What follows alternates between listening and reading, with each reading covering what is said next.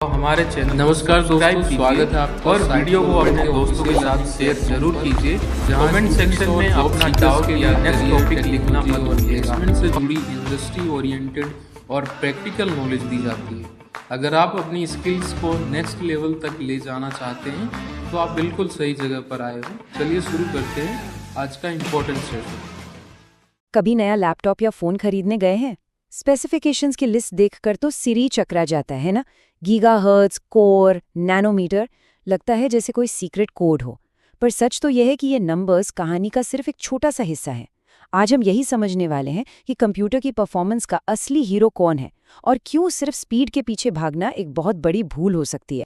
अच्छा, ये क्लासिक सवाल है। सीधा साधा हिसाब लगाएं तो 6 कोर को 3 गीगाहर्ट्ज से गुणा करने पर 18 आता है और 4 कोर को 4 गीगाहर्ट्ज से गुणा करने पर 16। तो 6 कोर वाला प्रोसेसर ही बेहतर होना चाहिए, राइट? पर असल दुनिया में चिप्स की परफॉर्मेंस की कहानी इतनी सीधी है ही नहीं।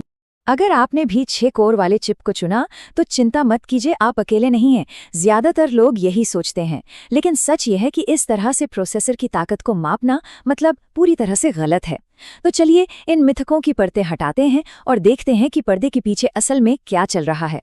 तो इससे पहले कि हम उन बड़े बड़े नंबर्स के मिथ को तोड़ें, ये समझना जरूरी है कि आखिर ये सीपीयू काम कैसे करता है, इसकी बुनियाद क्या है। चलिए इसे बिल्कुल आसान भाषा में समझते हैं। इससे कंप्यूटर का दिमाग कहना एकदम परफेक्ट है। सोचिए, चाहे गेम खेलना हो, वीडियो एडिट करना हो या बस एक ईमेल लिखना हो, हर एक क्लिक, हर एक कमांड को यही सीपीयू संभालता है।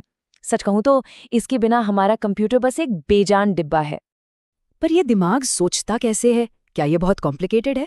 असल में बिल्कुल नहीं। ये बस 4 आसान स्टेप्स को बार बार दोहराता रहता है।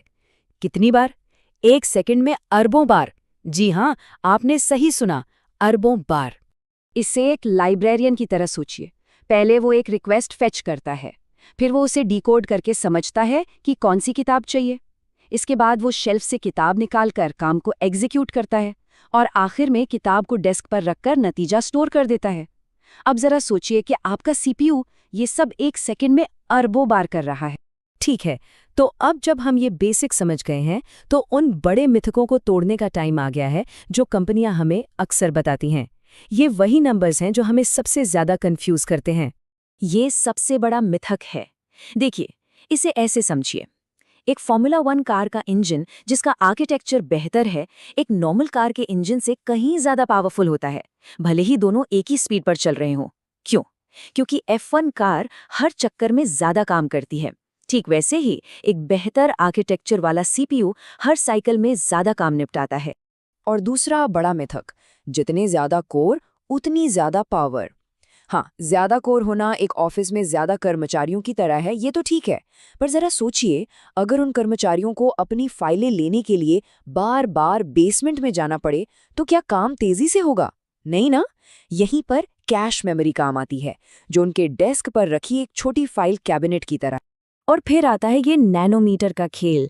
7nm, 5nm, 3nm, ये नंबर सुनने में बहुत फैंसी लगते हैं, लेकिन आज के ज़माने में ये असल में एक मार्केटिंग टूल से ज़्यादा कुछ नहीं रह गए हैं।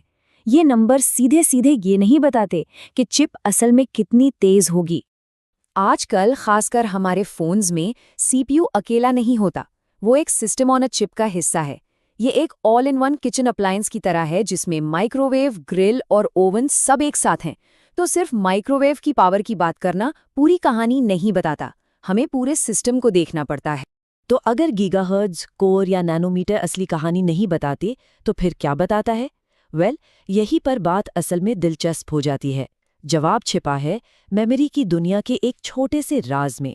यह सबसे ज़रूरी बात यह है कि सीपीयू चाहे कितना भी तेज़ क्यों ना हो, अगर उसे काम करने के लिए डेटा ही जल्दी नहीं मिलेगा तो वो तो बस खाली बैठा इंतज़ार करेगा।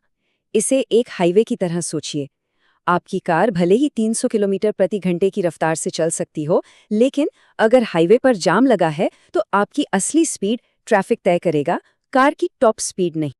चलिए अब इस पिरामिड को देखते हैं। यही है परफॉर्मेंस का असली राज। सबसे ऊपर सीपीयू के बिल्कुल बगल में है सबसे तेज, सबसे छोटी और हाँ, सबसे महंगी मेमोरी, और जैसे जैसे हम इस पिरामिड में नीचे जाते हैं, स्टोरेज तो बढ़ती जाती है और कीमत कम होती है, लेकिन डेटा तक पहुंचने की स्पीड भी बहुत कम हो जाती है।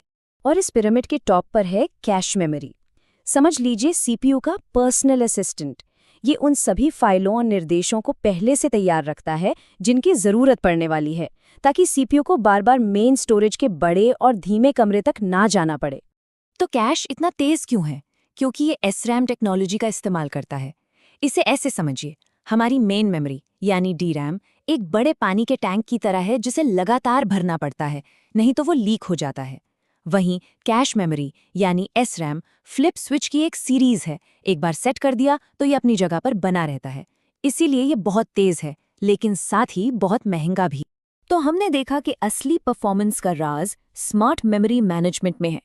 लेकिन अब हम एक ऐसी फिजिकल लिमिट पे पहुंच रहे हैं जहां CPU को और तेज बनाना लगभग नामुमकिन होता जा रहा है। ये एक सीधी और सच्ची बात है। प्रोसेसर की स्पीड में जो दशकों तक जादुई बढ़ोतरी होती रही, जिसे मूर का नियम भी कहते हैं, अब वो रुक रही है। हम सचमुच एक दीवार से टकरा रहे हैं। इसकी 3 बड़ी वजहें हैं। पहली, तेज चिप्स बहुत ज्यादा गर्मी पैदा करती हैं। दूसरी, हम ट्रांजिस्टर को इतना छोटा बना चुके हैं कि वे अब बस कुछ एटम्स जितने बड़े हैं, इससे छोटा करना मुमकिन नहीं।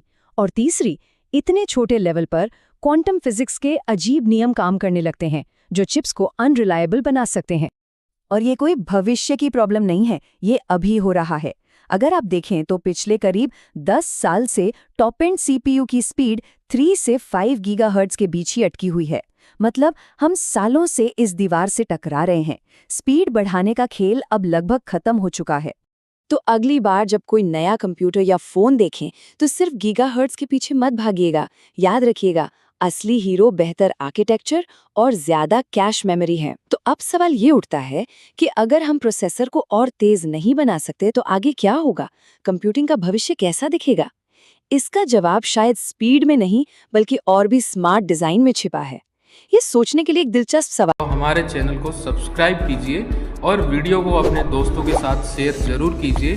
कमेंट सेक्शन में अपना डाउट या नेक्स्ट टॉपिक लिखना मत भूलिएगा।